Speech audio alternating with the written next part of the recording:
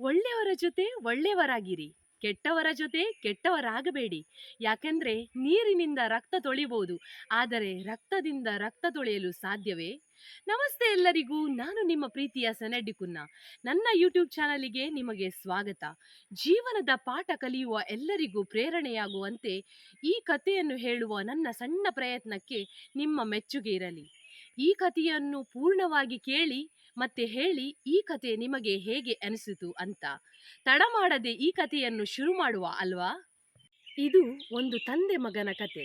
ಒಂದು ದಿನ ತಂದೆ ತನ್ನ ಮಗನನ್ನು ಬೈಕಲ್ಲಿ ಕೂರಿಸಿ ಪೇಟೆಗೆ ಕರ್ಕೊಂಡು ಹೋಗ್ತಾ ಇರ್ತಾನೆ. ದಾರಿಯಲ್ಲಿ ಹೋಗುವಾಗ ರಸ್ತೆ ಬದಿಯಲ್ಲಿ ಒಂದು ಮರದ ಬುಡದಲ್ಲಿ ತುಂಬಾ ಜನರ ಗುಂಪು ನೋಡಿ ಏನಿರಬಹುದು ಎಂದು ತನ್ನ ಬೈಕನ್ನು ನಿಲ್ಲಿಸ್ತಾನೆ. ಒಬ್ಬ ವ್ಯಕ್ತಿಯನ್ನು ಕರೆದು ಕೇಳ್ತಾನೆ, ಯಾಕೆ ಇಲ್ಲಿ ಇಷ್ಟು ಜನ ಸೇರಿದ್ದಾರೆ? ಆಗ ಅವನು ಹೇಳ್ತಾನೆ, ಈ ಮರದ ತುದಿಯಲ್ಲಿ ಒಂದು ಹಣ್ಣಿನ ಬುಟ್ಟಿಯನ್ನು ಇಟ್ಟಿದ್ದಾರೆ. ಅದನ್ನು ತಂದು ಬಂದವರಿಗೆ ಇನಾಮಾಗಿ 50 ಲಕ್ಷ ರೂಪಾಯಿ ಹಾಗೂ ಗಾಡಿಯನ್ನು ಕೊಡಲಾಗುವುದು.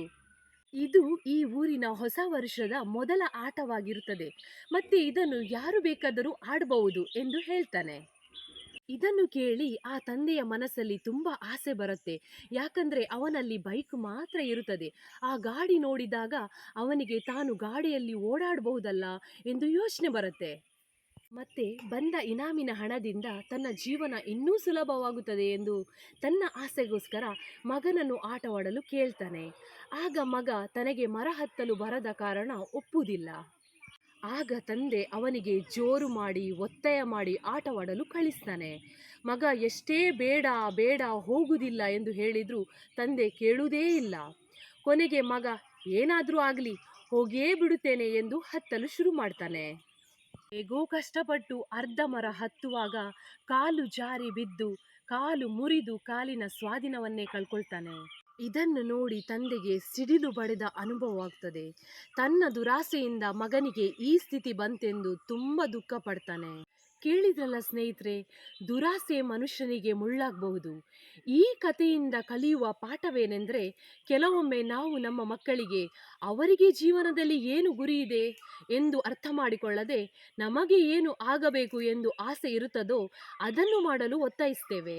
ಹಾಗಾಗಿ ಇನ್ನಾದರೂ ನಾವು ಎಚ್ಚೆತ್ತುಕೊಳ್ಳುವ, ನಮ್ಮ ಮಕ್ಕಳ ಒಳ್ಳೆ ಭವಿಷ್ಯವನ್ನು ರೂಪಿಸುವ ಜವಾಬ್ದಾರಿ ನಮ್ಮದಾಗಲಿ. ಮಕ್ಕಳ ಜೀವನ ಸುಖವಾಗಿರಲಿ ಹಾಗೂ ಯಶಸ್ವಿಯಾಗಿರಲಿ ಎಂದು ಆಶಿಸುವ ತಂದೆ ತಾಯಿ ನಾವು ಆಗುವ ಎಂದು ಹೇಳುತ್ತಾ ಈ ವಿಡಿಯೋವನ್ನು ಕೊನೆಗೊಳಿಸ್ತಾ ಇದ್ದೇನೆ. ಈ ಕಥೆ ನಿಮಗೆ ಇಷ್ಟವಾದಲ್ಲಿ ಒಂದು ಲೈಕ್ ಕೊಡಿ, ಕಮೆಂಟ್ ಮಾಡಿ ಹಾಗೂ ನಿಮ್ಮ ಸ್ನೇಹಿತರ ಜೊತೆ ಕುಟುಂಬದವರ ಜೊತೆ ಶೇರ್ ಮಾಡಿ ಮತ್ತು ಸಬ್ಸ್ಕ್ರೈಬ್ ಮಾಡಲು ಮರಿಬೇಡಿ. ಹೊಸ ಕಥೆಯೊಂದಿಗೆ ಮುಂದಿನ ವಿಡಿಯೋದಲ್ಲಿ ಸಿಗುವ. ಶುಭವಾಗಲಿ.